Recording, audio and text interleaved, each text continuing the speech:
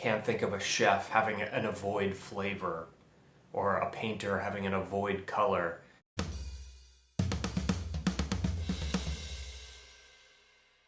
Okay, so today we are confronting this idea again of getting over this absurd idea of avoid notes.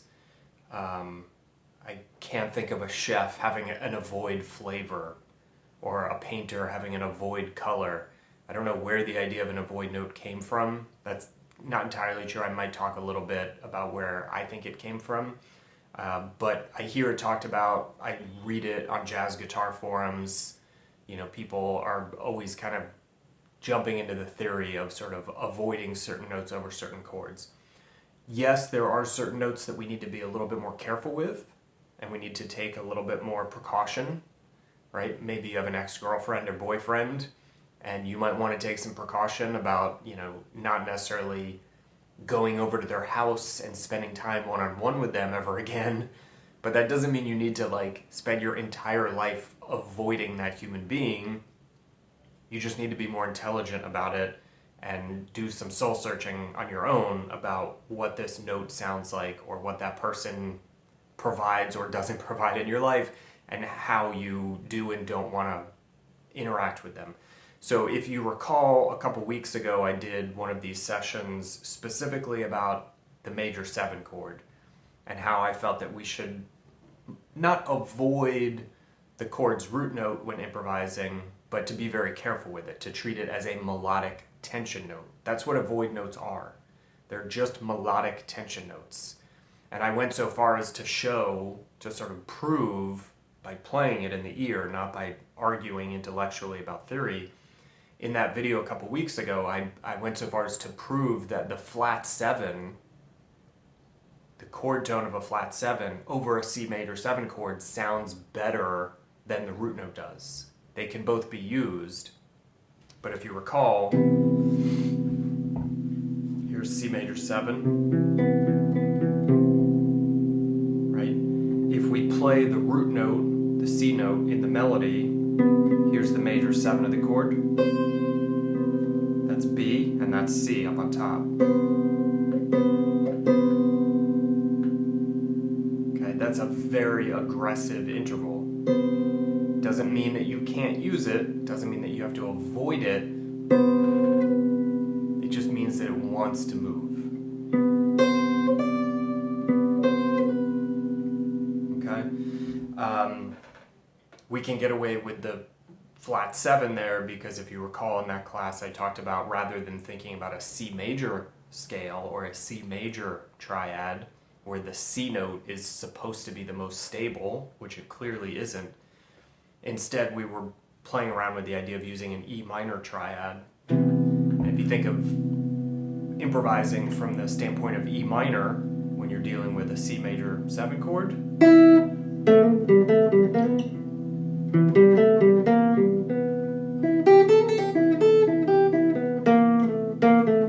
right, that sounds like the blues now. It's like an E minor blues pattern or shape. But this is actually major 7, flat 7, 13, 5, 3.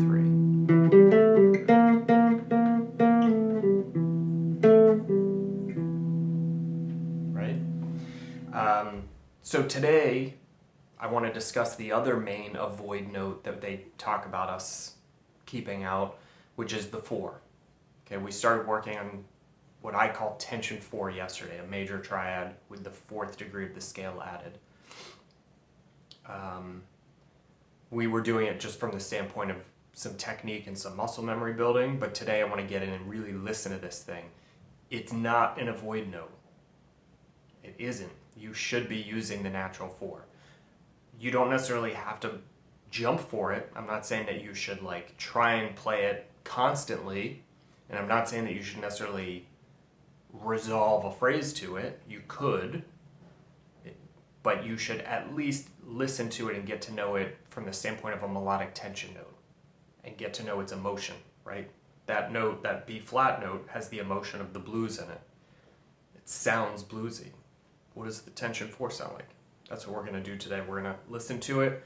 We're going to talk about it. If you need the PDF, You can grab it at the link in the description. It'll show you the shapes of what I'm playing here.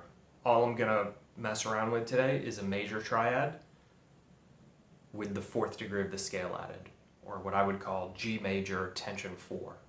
Okay, this is not just scale running. This is not just technique and muscle memory building. This is ear development. We're trying to isolate the 4, put it under the microscope, and understand what it feels like on an emotional level. Okay, the texture of it, the color of it, the way it wants to move, the drama that it creates.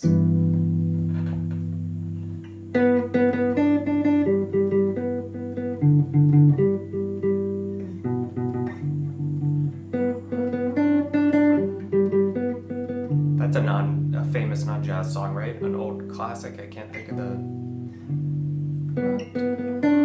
Miguel, what's happening, man? Good to see you.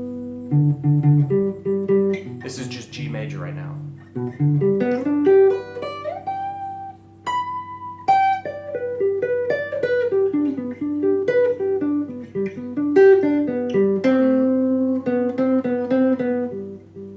And there's tension 4. That's a C note. And I have a G6 chord ringing out underneath me in my sustain pedal.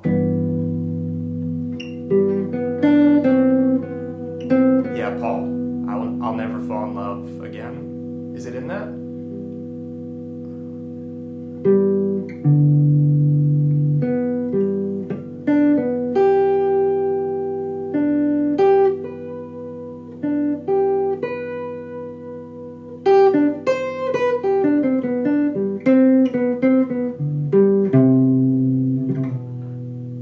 I mean, come on, like, why would anybody want to avoid this note? It's so pretty.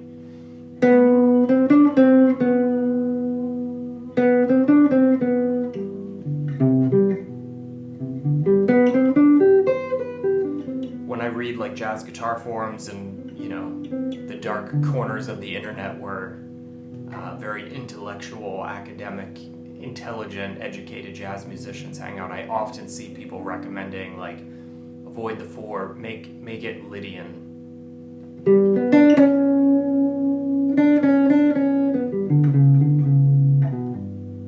Lydian's a cool sound, sharp 11, I love it. Like, it's such a great note, but it's totally different. Like, listen to the difference here between the natural 4 and the sharp 4.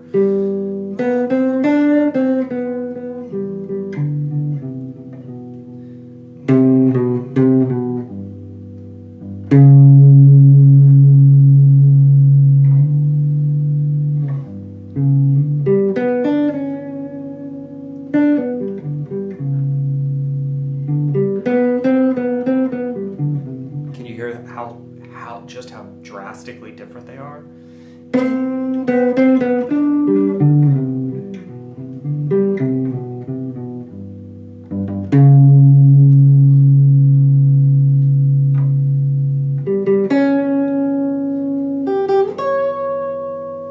Right, sharp 4 is like freaked out.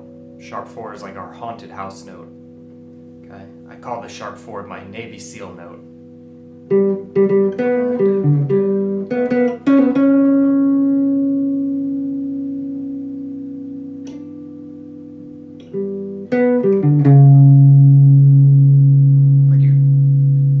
Out in the woods, right? Everybody's kind of like following their, you know, lined up one by one, moving in formation, and the guy in the front thinks he might see something, and he wants to tell everybody behind him, like, yo, stop moving, stop making noise, and look around, right? So they, at least in the movies, they hold up their fist, and that's their silent way of saying, like, something serious is happening, like, hang on a second.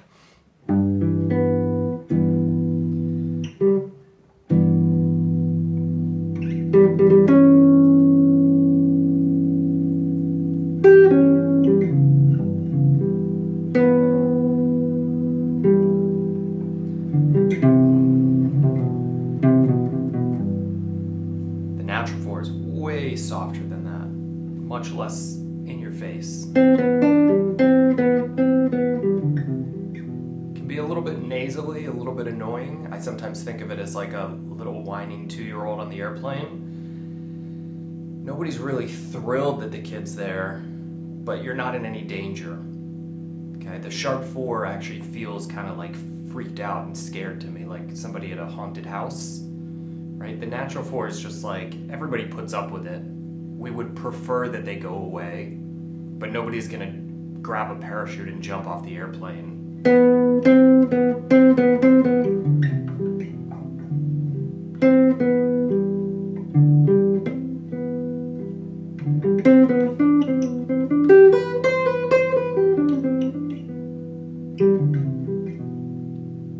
Perfectly legitimate note to use. Practicing it this way where it's just a triad and that one tension note added gives us a chance to actually hear it, so we can stop making intellectual, brain arguments and start experiencing. Nobody cares to hear the chef's opinion on flavors. Like, we want to eat their food.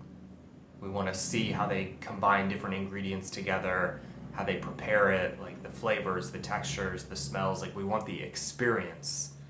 Too often in music, we're looking for the explanation. I do have an interest in explaining things because by nature, I enjoy teaching and educating and like helping other people understand things, but I'm way more concerned with you understanding the process of how to experience things. You don't need me to experience this.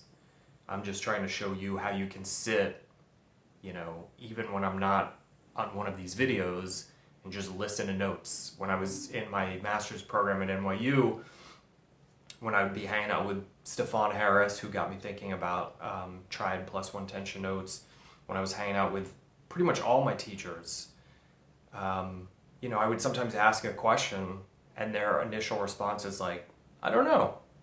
Let's listen and figure it out. And we would either grab the guitar or sit at the piano and we would actually play sounds and just listen to them. And inevitably the sounds always told us the answer. Like, we can go looking up here for word answers, or we can come over here and we can experience sound answers, which are always going to be correct.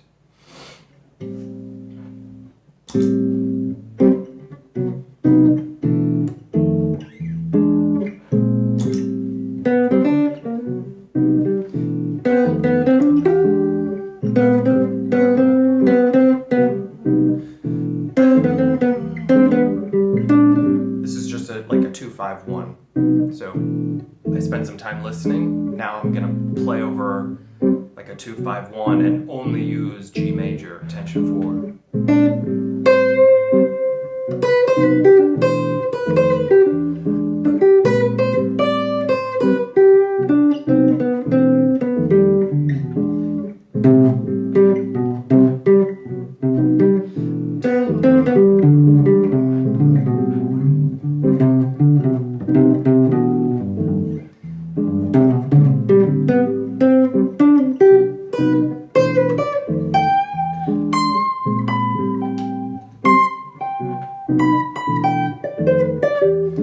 My ear is hearing other notes that it wants, and I'm avoiding those notes, so now I have a whole different set of avoid notes right now. I was hearing a tension 2 that I wanted to express in my line, and I didn't, because I'm trying to keep it very focused right now.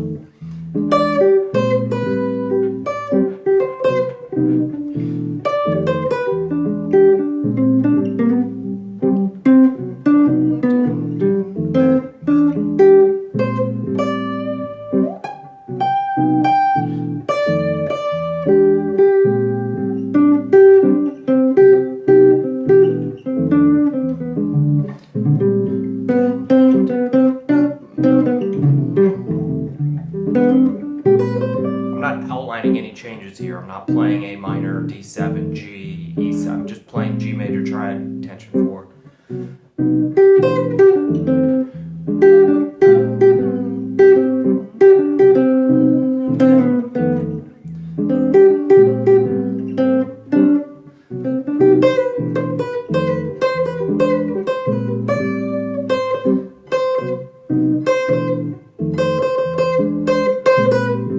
How long I sat on that tension note? I just kept playing tension 4 over and over.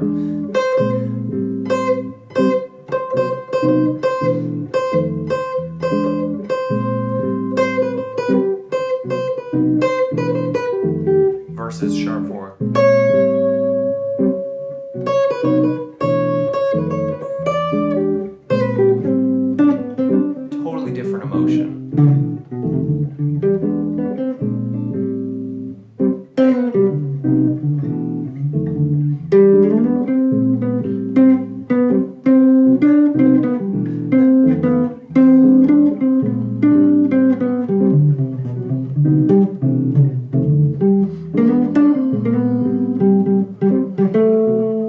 Attention to.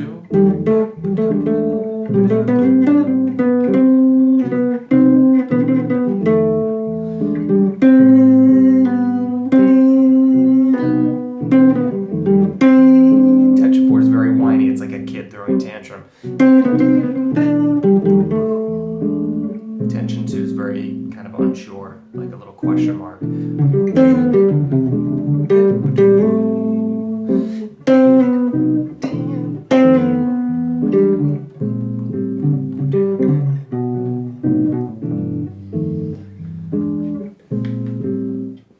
Okay.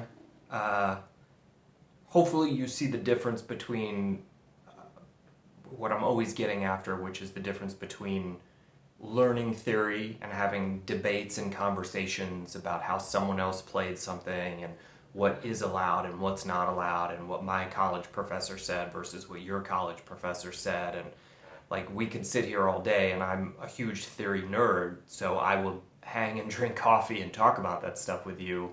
But at the end of the day, the only thing that matters is, does your ear hear it? Your ear might not like it. I'm not saying you have to like it. I'm saying you should put the books down and pick up the fork and start tasting these flavors, right? If you're not 100% sure how to begin with that, grab the PDF, okay? Download it, play through the shapes. If you need to, you can go back to yesterday's lesson and you can just work on the muscle memory.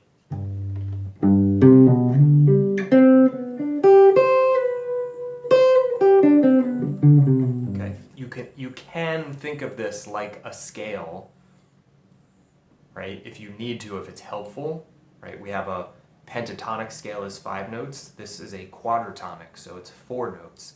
But it's super important that as quickly as you can, you stop thinking of this as a scale and start understanding this from the perspective of resolution notes, the triad, and attention note. That's really the purpose of this. I'm way less concerned with you guys memorizing the shape and getting speed and muscle memory. Like, that stuff is important for manipulating the physicality of the guitar, but if you want to express music with the guitar, you have to think of it from the standpoint of sound and music and phrasing. And that requires ear development more than anything else.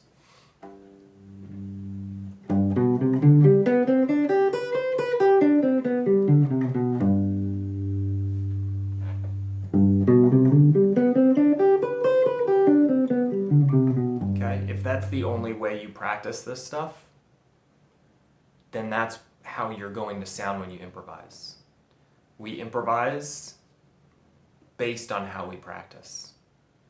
Okay, our whole neuromuscular system, our ears, our heart, our mind, our fingers, our eyes, we're training ourselves for improvisation when we practice. So whatever kind of games you mess around with in your practice time, those are the types of things that are going to come out when you're improvising. Okay, this is not about necessarily memorizing riffs. You can sit and make up 10 or 20 or 30 different riffs that you might love using tension 4, and that's totally legit if you want to do that. To me, I would prefer to just sit and taste that flavor over and over and over, get used to how it feels. What if I sit on it for a long time? What if I resolve it up? What if I resolve it down? What if I leap around with it? What if I play it and then take it away and then play it again and then resolve it, right? Every time I learn a tune, I like to look inside the melody and see if I can spot these tension notes in the melody. They exist in standards. Tension 4 is in standards. It just is. So stop avoiding it. And definitely stop automatically changing it to the sharp 4. Are you allowed to change it to the sharp 4? Totally. That's just a different flavor. That's just one chef saying, hey, I really like that dish, but I want to take the paprika out and put in some cayenne. Like, We're just cooking. It doesn't really matter what flavor you use as long as you've tasted all of them and know that it's right for you. But the only way to know that is to taste all of them.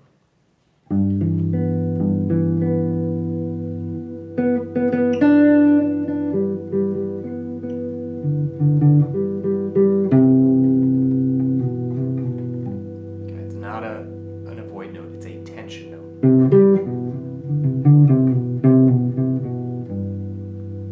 Okay, big difference.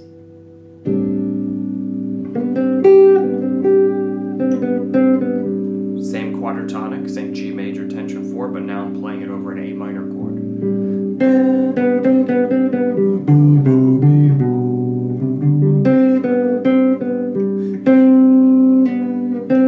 But it still has that same emotion, that whiny, like tantrum throwing little kid.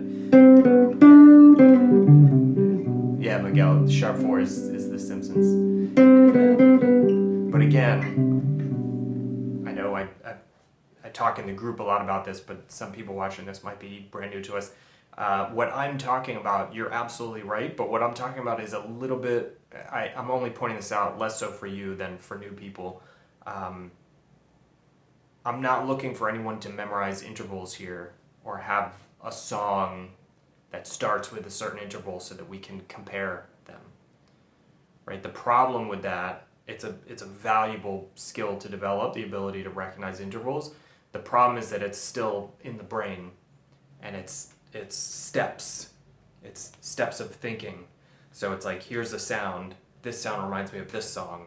This song is this interval, therefore the sound I heard is this interval. So it's a series of thoughts, and those thoughts do take time. So when we're playing and we hear an idea in our mind, we kind of have to take a moment.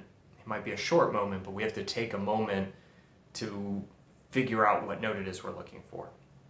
Or if we're playing in a group and we hear the piano player play something and we kind of go through like, okay, that was this, it reminds me of this, that's this interval, so therefore I know that he was playing this note. Over many years of doing that, it can start to become borderline instantaneous. What I'm talking about doing is not inside the mind. It's a heart thing, a heart and an ear thing. And when you're sad, you just know you're sad. Right? You don't have to stop and compare it to some other experience you had in life. You just know. If you're hungry, you know you're hungry. If you're excited, you know you're excited. Like, you just feel it. So the type of sort of, for lack of a better phrase, ear training that I like to focus on myself, while I have done interval stuff, and it is helpful, and I've taught it plenty, the way that I like to do it myself now and teach it is more experiential. It's like, what is the emotion of this thing? How does it feel? Right? In the last couple of weeks, what have we done? Flat 2, 2, 4, and we did sharp 4. We kind of hinted at it today. Check this out.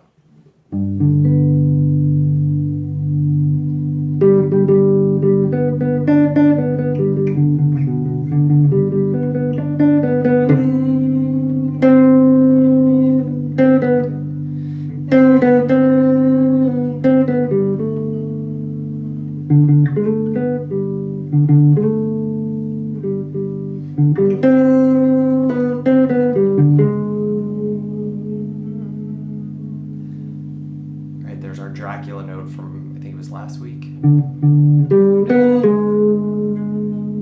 not singing Jaws in my head, I can just feel this like underlying evil kind of lurking feel to it.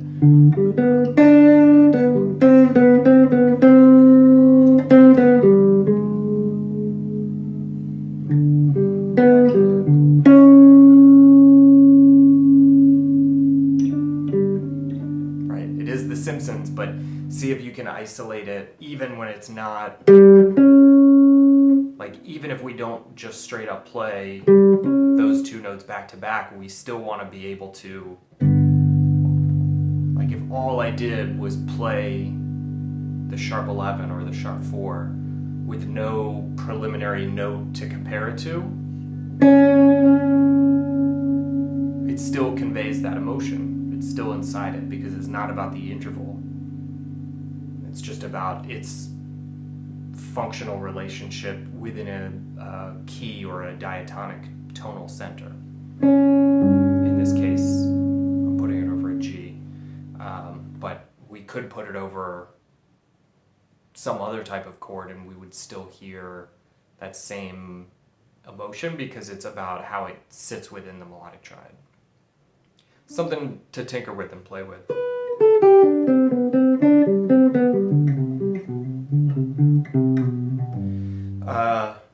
Hopefully, if you believed in avoid notes before, I've maybe changed your mind a little bit, at least enough to reconsider it and to just sit and practice it. Look through the real book, take any standard you know, and analyze the melody, and see if you can spot some tension 4 notes. They're all over the place. They're in tons of great songs, jazz standards and non-jazz standards.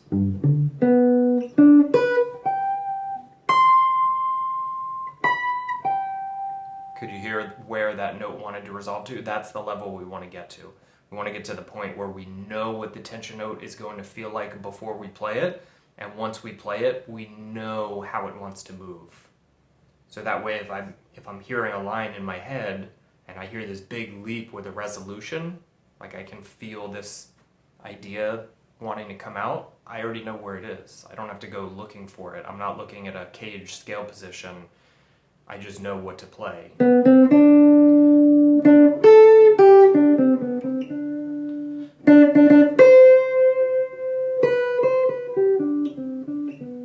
Like I just know where it is.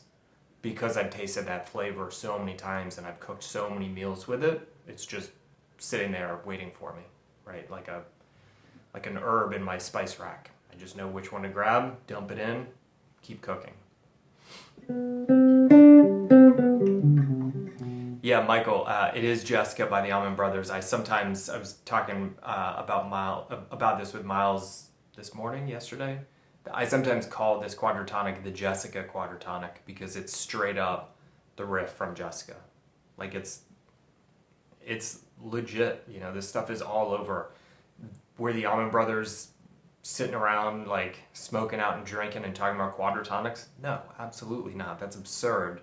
That's like nobody was doing that. The Allman Brothers weren't doing that. Coltrane, Miles, like nobody's doing that. But that doesn't mean that their ear isn't naturally finding these sounds. The only thing that I'm doing different here, because I recognize that especially people who are kind of new to our approach, that this might seem really out there, like I'm trying to reinvent the wheel. All I'm trying to do is take sounds that everybody's been playing for hundreds of years and to be like, oh look, they're all following this same pattern. Like they keep playing this note and it keeps resolving back into this note. So I'm just organizing the resolution notes into triads because that's been done all the way from Bach up to modern jazz. We're just organizing triads as our resolution notes, like using the G major triad, GBD, and then just seeing what happens when we add this one note to it. In this case, we're adding the 4. That's been used for hundreds of years, from Bach to Allman Brothers to Rosenwinkel, right? It's in everybody's music. I just want to give it a name so we can put it under the microscope and really experience it. Okay, it's my music process in many ways is a lot like sort of going to med school. It's not enough to like know the body. Like we want to experience and see it and give it autopsies and like practice medicine and see how medicines affect people. But it's also really helpful to learn anatomy, which means learning Latin, because then you can actually like think about all the different parts of the body and there's like a concept behind it that you can actually like wrap your mind around. Like today we're going to study this organ. We're going to look at what happens to this organ when you give it this medicine, right? It is important to be able to see the whole thing as one big unit, so we want to be able to put the parts back together. But right now we're just pulling one organ out and saying, let's give this one organ an autopsy. Let's check this thing out.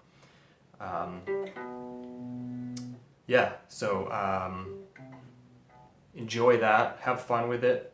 Drop some questions in the comments if you got them. Check out the new archive page. Okay. If you see any typos or anything, let me know, and I'll get on fixing them. All right, we'll call it a day for this one.